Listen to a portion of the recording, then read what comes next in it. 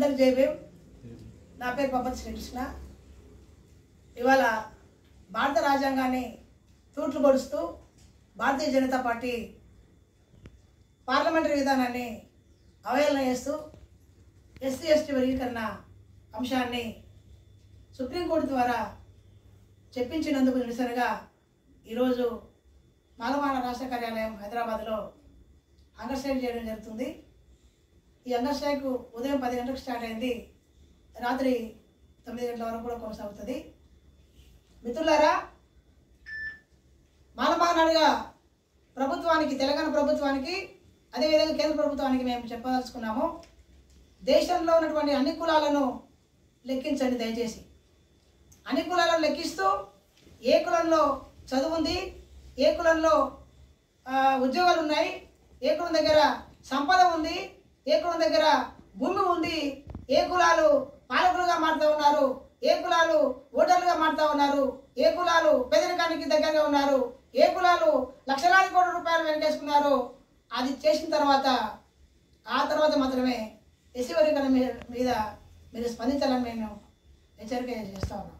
అదే రకంగా సుప్రీంకోర్టు తీర్పు ఒక దొంగ చాటుగా వస్తే దానికి రేవంత్ రెడ్డి చాలా సంతోషపడుతూ మాట్లాడడం అనేది చాలా బాధాకరం.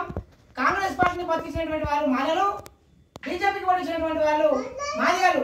ఈ విషయం మర్చిపోయి రేవంత్ రెడ్డి గారు నోటిపోయి ఆయన అసెంబ్లీ సాక్షిగా మాట్లాడడం అనేది చాలా దుర్మార్గమైనటువంటి చర్య. దీన్ని మాలమాలగా మేము తీవ్రంగా వ్యతిరేకం చేస్తా ఉన్నాం. ఇవాళ నిజంగా వర్గీకరణ కనుక అన్ని అండర్ కులాలకు లేదా అన్ని ట్రైబల్స్కు కనుక న్యాయం జరుగుతుంది అనుకున్నప్పుడు మరి ఎందుకు నార్త్ ఇండియా ఉన్నటువంటి Bahujan Samaj party, LJP, RPI party లాంటి వాళ్ళు, బీమారీ పార్టీ లాంటి వాళ్ళు ఎందుకు దాన్ని వ్యతిరేకం చేస్తున్నారు? మరి మందకృష్ణ చెప్పాలి, నరేంద్ర మోడీ కూడా చెప్పాల్సిందిగా మేము డిమాండ్ చేస్తా ఉన్నాం. అదే రకంగా మందకృష్ణ మాట్లాడుతూ మాయావతిని చాలా ఇబ్బందికరంగా మాట్లాడాయన. ఆమె ఒక చెమరు, మందకృష్ణ నాచెమరు. మిత్రులారా, సోదరులారా, మాదిగ మిత్రులారా, దయచేసి గమనించండి. వర్గీకరణ కుట్రలో భాగంగా బీజేపీ పార్టీ మొత్తం రిజర్వేషన్ ఎత్తేసే ప్రయత్నం చేస్తూ ఉంది.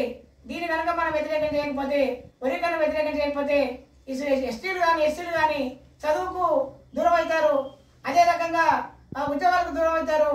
కనీసం ప్రైవేట్ ఉద్యోగం చేసుకొని కూడా చదువు ఉండదు.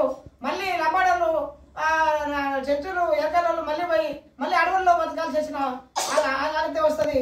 అదే రకంగా మాలమాదిగాలు మళ్ళీ ఊళ్ళోకి వెళ్ళిపోయి ఊరికి దూరంగా ఉంటూ మళ్ళీ మూతికి ముందుకి చీపురు కట్టుకునేటువంటి అవకాశం బీజేపీ పార్టీ కల్పిస్తూ ఉంది. దయచేసి మాదిగ సోదరులు గమనించి మందకృష్ణ చెప్పినటువంటి మాటలకు మీరు లొంగకుండా, ఆయన మీరు ఒత్తాసు పలకకుండా దయచేసి సమన్వయం పాటించాల్సిందిగా మేము విజ్ఞప్తి చేస్తా ఉన్నాం.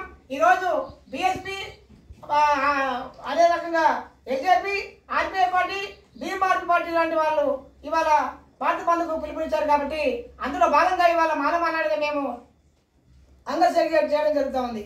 హంగర్ స్ట్రైక్ చేయడం అంటే సాధారణంగా మా ప్రాణం త్యాగం చేస్తూ రాజ్యాంగం రక్షించుకునే క్రమంలో ఇవాళ ఇక్కడ దీక్ష చేస్తున్నాము.